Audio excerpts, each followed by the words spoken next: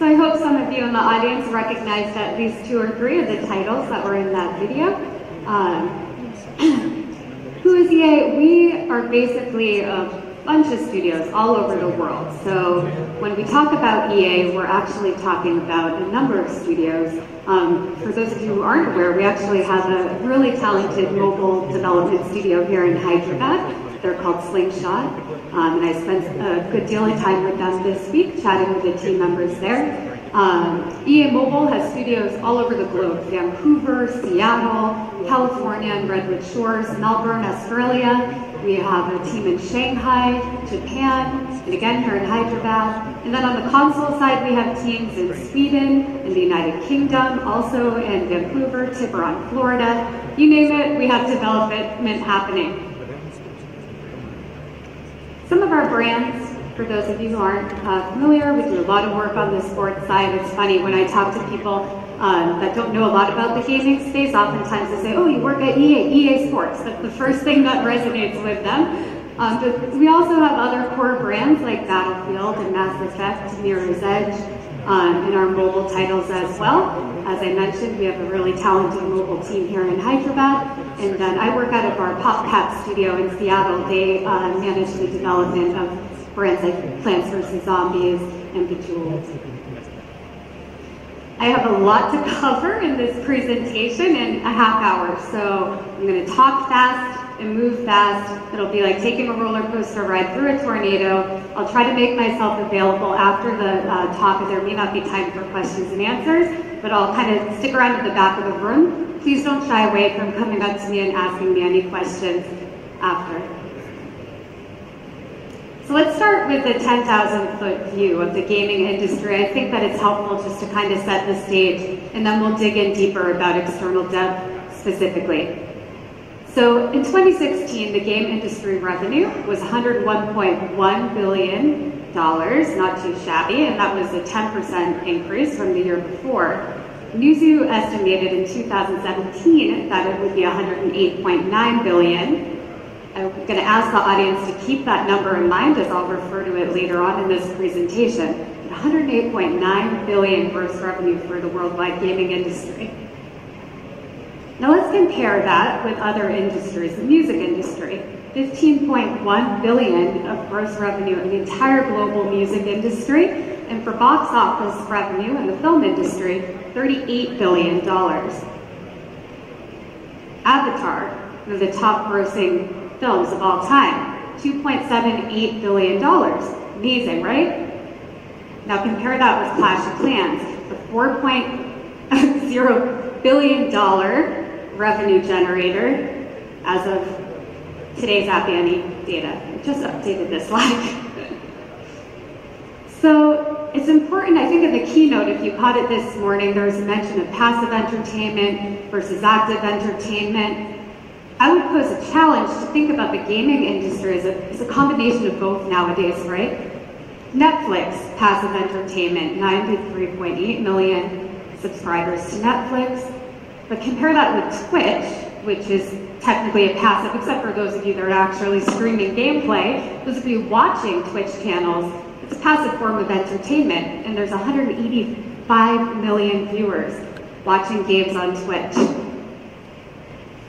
Another fun stat here, super data, YouTube, and this is for game content only, 517 million views on YouTube focused on game content. Compare that with ESPN subscribers, Netflix subscribers, Spotify, you name it. Again, so passive entertainment, even in the gaming industry, is outpacing other forms of passive entertainment. Can't talk about this without mentioning League of Legends. I'm sure everybody here is as equally impressed as I am by the 36 million people that watched the finals. So adding to that, let's talk about global expansion real quickly. So you can see on this slide the various regions of the world and the revenue that each are making. China is outpacing the rest of the world at $24 billion.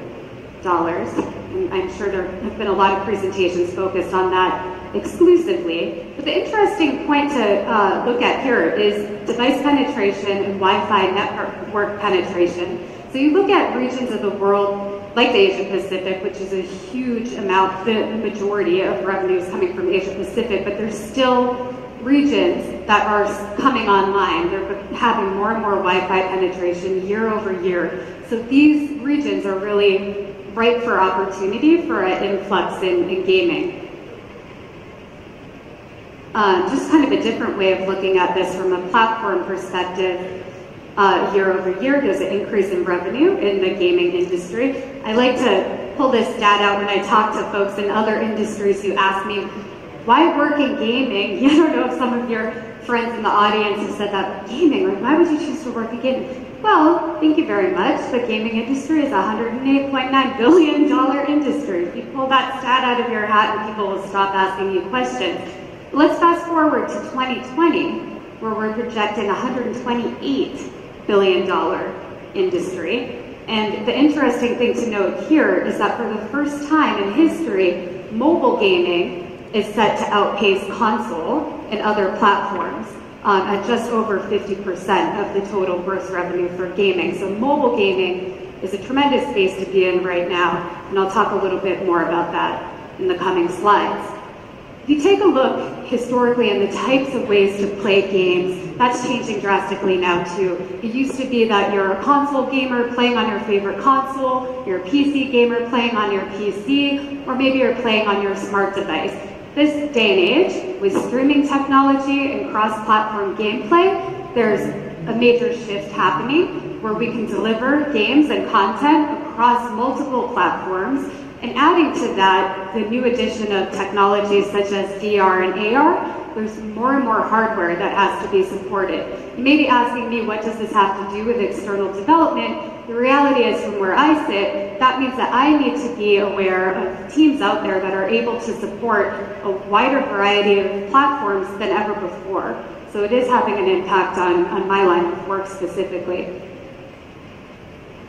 Change to the audience, right? We talked about this in previous slides, but it used to be core gamers. You buy your console title, box goods, one-time purchase, go home, play in your living room on your console, and you kind of identify as being a gamer. You have familiarity with the genres that you love, and you're really, you understand the controls. This day and age, there's a lot of people out there that don't resonate as being a gamer. I include a lot of my female friends in this mix, actually. They say, I'm not a gamer, but then you look at their phone and they've got 3 or 4 mobile games on their phone and they're playing them regularly. I have an aunt who's playing Facebook games like crazy, but she doesn't identify as being a quote-unquote gamer. So this is a tremendous shift that's happening, and it just goes to show that the industry is really growing and the audiences are changing. This is kind of summarize what I'm talking about, but box product to digital service and streaming, paying upfront versus paying over time, and working on a lot more titles, a focus on live services, and then playing alone versus social connection and playing with your friends. Okay, so here's a fun graphic. I come from a program management background, so I happen to love this type of graphic, but hopefully I don't bore you all to death. Historically, this is what our production pipelines look like. When we were preparing for a release, we would have our regular full-time head count, and you can see it's relative, there's some plateaus there, but it's relative stable capacity throughout production. And then you would layer on some temporary full-time or external partnerships to get you through to launch. But now, because of all of the areas that I talked to you about, new geographic, expansion, more ways to play, additional devices, and live services. This is what it looks like nowadays. That steep, steady ramp is really, really becoming difficult to manage, and we wouldn't be able to do it as a company without leveraging external support. Let's take a quick look at some stats here. And tie this all back into external development. So you can see here, 10 years ago, 3D props, 3D environments, those were commonly sent out of house working with external art studios. Still the case to this day. These are some of the more common asset types that are sent out of house. 9 years ago, 3D characters and 2D weapons, you started seeing more 2D external development starting to happen. As of 2 to 4 years ago, 2D picked up pace even more, and you started seeing different 2D asset types being sent out of house.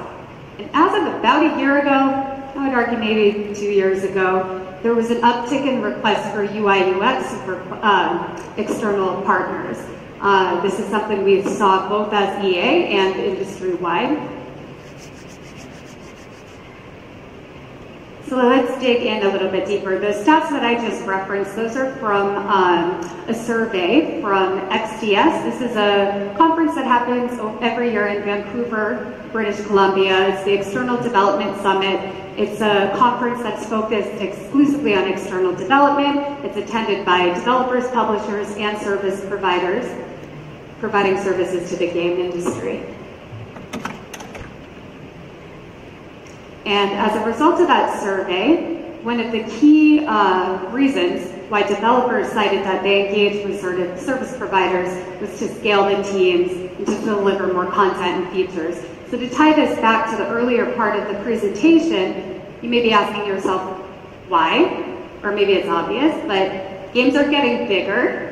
The company like EA, if you think about our sports titles, for example, we have to deliver those titles year over year on a regular cadence, but our player demands are growing, the size of the titles are growing, we're adopting a live services model for a lot of our console titles, and so we really need help to deliver the same, at the same cadence, but a larger title year over year. And if you take a look from 2016 compared to today, again, scaling teams is the #1 reason that folks are engaging external partners, followed by cost savings, although compared to last year, cost savings is a little bit less important. Access to hard skills, that's grown in terms of why people are leveraging external partners, and then lack of local resources, that's actually declining. And we have seen that at EA as well. There's been a bit of a shift where a lot of studios were hoping to leverage folks with proximity to their own studios. So say, for example, our Seattle studio would say, you know what, we really want to work with Seattle-based partners because it just makes ease of communication that much better, right? But this day and age, really what folks are after is finding expertise, and they're willing to go anywhere in the world to find that expertise. But that kind of unanimously, when the survey results came out, was what most folks are looking for now. So to reiterate that, you can see here quality is the #1 reason, followed by experience, followed by rates. Compared to last year, quality, rates, and then credibility. Experience didn't show up anywhere there. Some of the top issues that developers and service providers said, I'm not going to read through all of these bullet points here, but the one thing to point out is both sides, so developers, publishers, and the service providers are citing communication challenges as one of the biggest issues with managing external dev. So if there are any service providers in the audience, it's something maybe to think about, to work with your clients to see if there's ways to kind of unlock better communication for your teams. Most leveraged countries, this is probably an interesting one for any service providers here in India.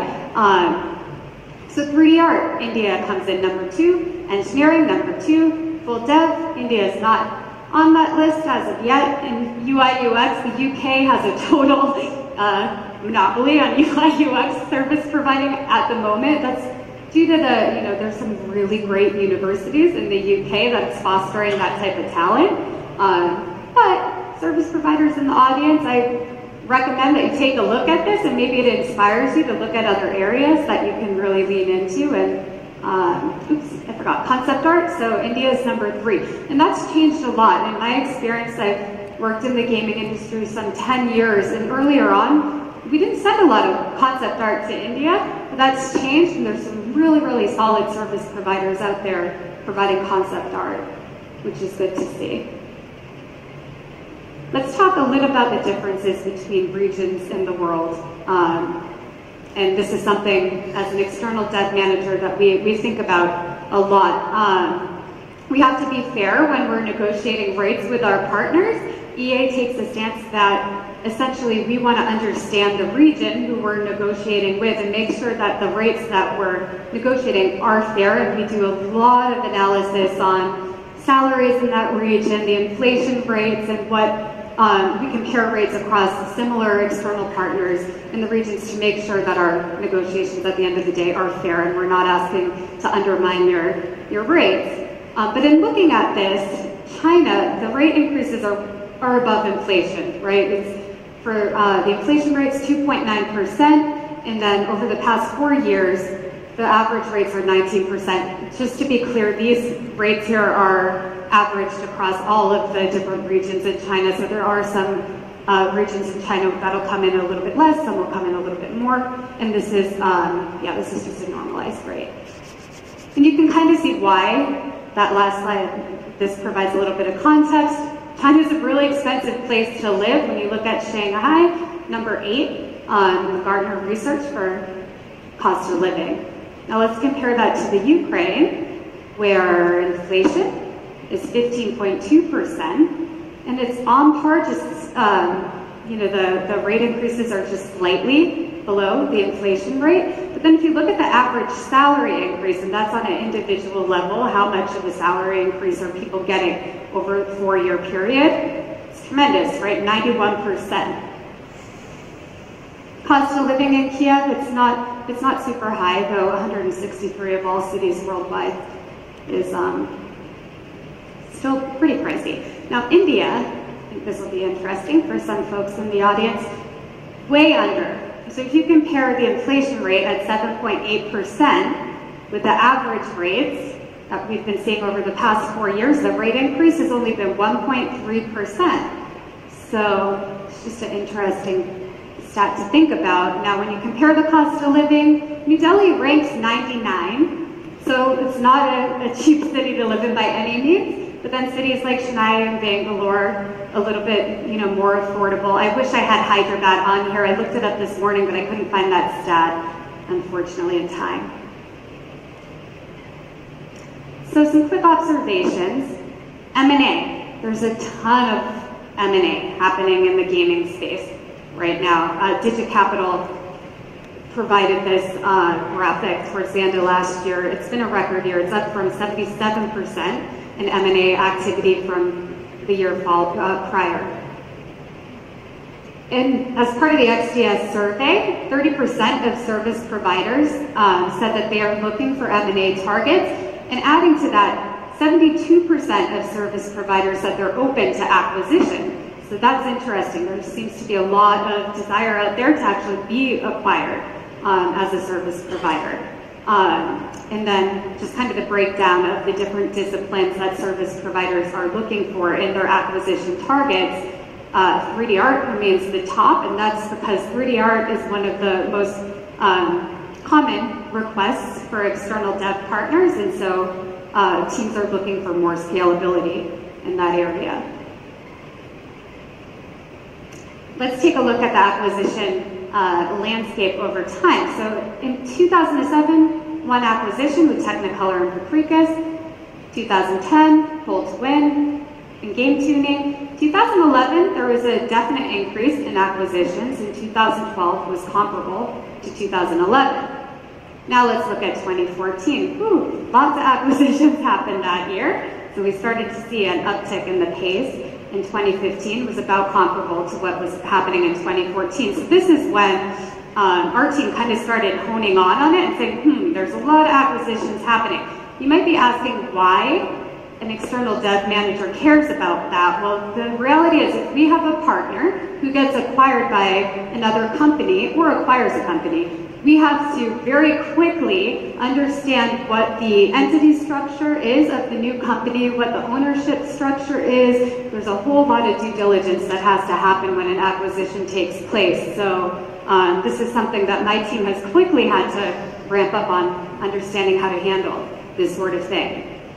2016, tons of acquisitions, 150% increase in M&A activity compared to 2014. Most of you in the audience probably recognize a number of the the companies that were acquired that year, the estimated M&A spend was about $90 million in 2016. Now let's talk about 2017.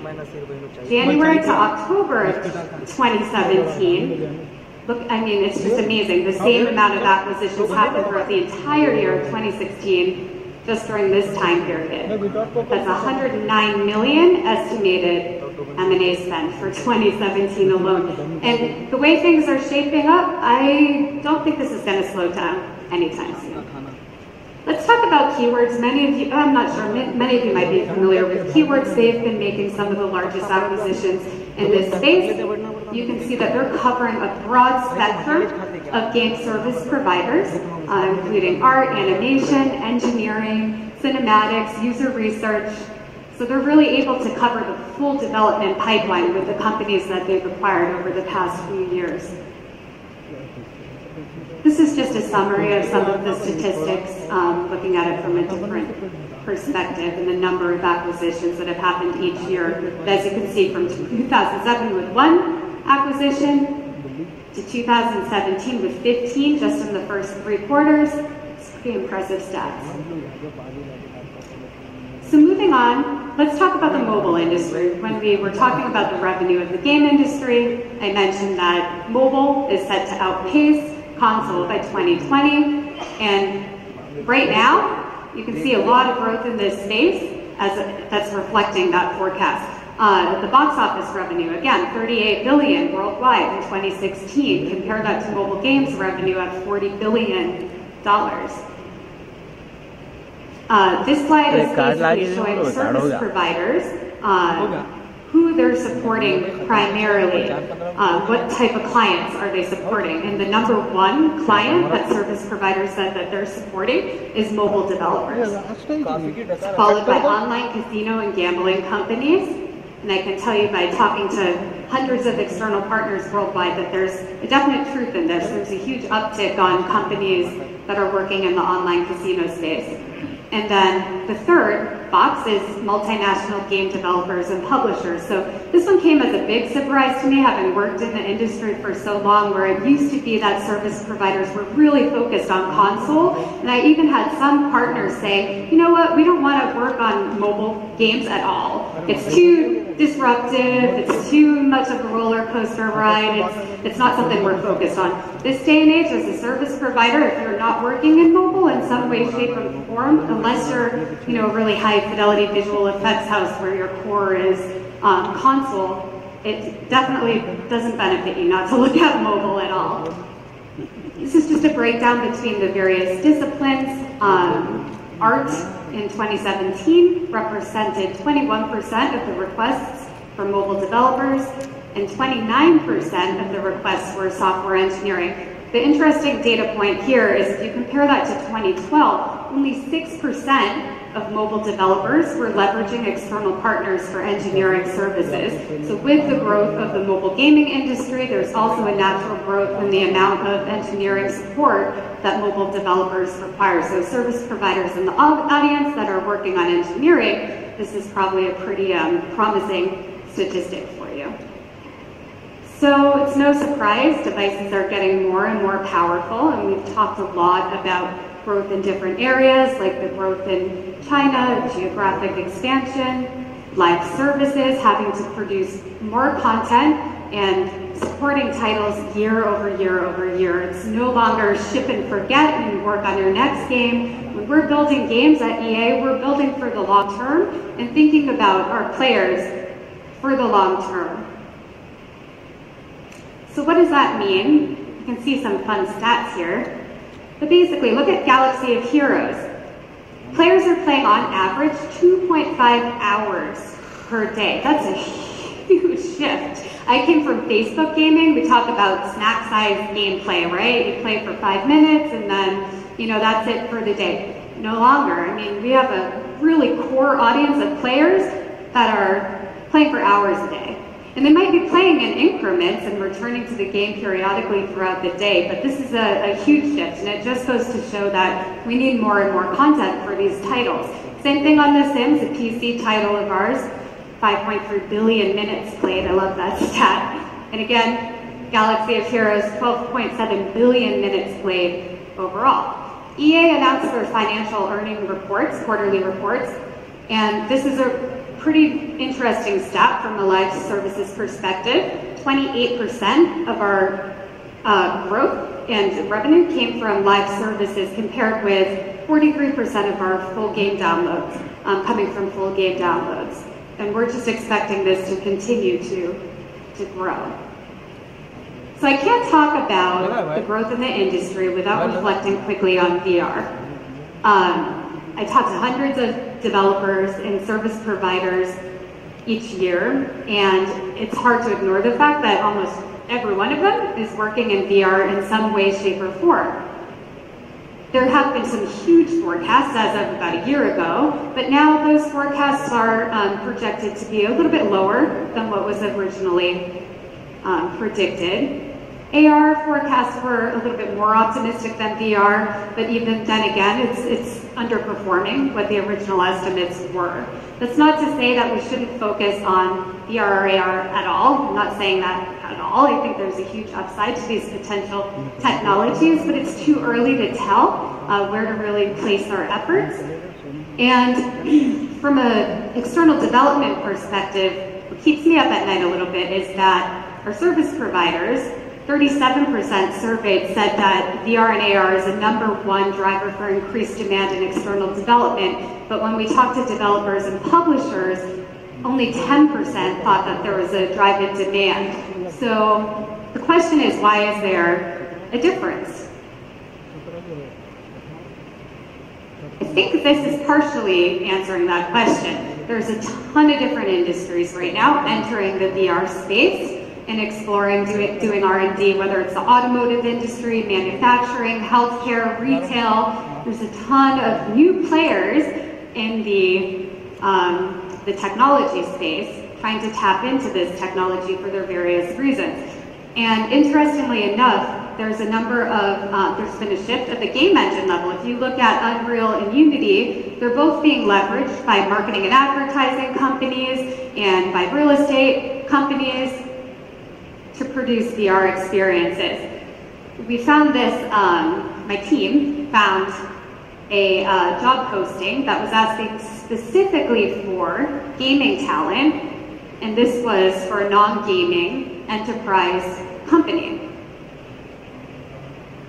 So, oops, backing up the slide. So just to summarize, this is something that my team is keeping a pulse on. It's really important for us to understand if our service providers are focusing more on enterprise, if they're working on VR experiences for enterprise clients versus traditional gaming, and just trying to kind of keep an eye on how that impacts the talent that's available out there, because at the end of the day, there's a limited amount of talent that's trained in the gaming space right now, and so we need to make sure that they're still available, and it just means that I need to be out there, you know, boots on the ground, looking for the best talent that's out there, and kind of expanding our portfolio of potential service providers.